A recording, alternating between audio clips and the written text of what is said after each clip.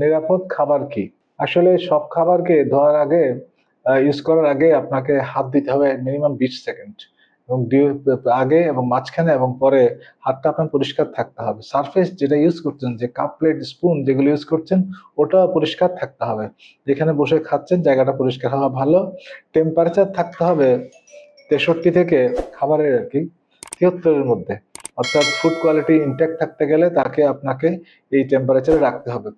যদি প্যারিস যেটা হয় পচনশীল খাবার সেগুলোকে আপনি ফ্রিজে রাখতে হবে ৪ থেকে 0 ডিগ্রি এবং ইভেন কখনো কোনো খাবার কিন্তু -18 ও নিতে হতে পারে।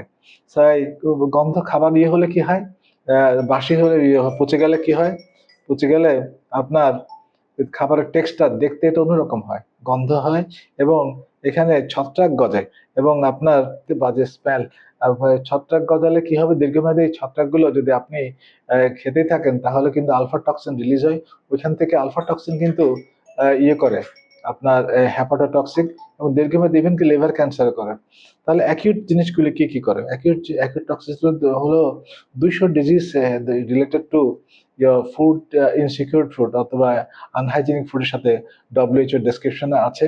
তার মধ্যে অ্যাকিউট যেটা হচ্ছে ফুড পয়জনিং মানে diarrhoea, salmonella, clostridium and others toxic diarrhoea, bacterial intoxication, staph aureus and then bacillus and clostridium and others pathogens দিয়ে হয় এন্ড সিভিয়ার ডিহাইড্রেশন হতে পারে এবং দীর্ঘদিন যদি এটা হয় তাহলে এটা লং টার্ম কনসিকুয়েন্স ভালো নয়।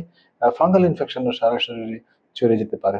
তাহলে পরে এই ভালনারেবল গ্রুপ যারা আছে more children, the pregnant mother, lactating mother, elderly population তাদেরকে ইমিউনো কম্প্রোমাইজড একটা মানুষ স্টেরয়েড পাচ্ছে কিংবা আদার ইমিউনো সাপ্রেসিভ ড্রাগ গুলি খাচ্ছে, তাকে এই ফুড সম্পর্কে নিরাপদ খাবার সম্পর্কে অত্যন্ত সচেতনভাবে গরম করে পরিষ্কার পরিচ্ছন্ন ফ্রেশ ফুড এবং রেফ্রিজারেটর ইউজ করে ওভাবে দিতে হবে।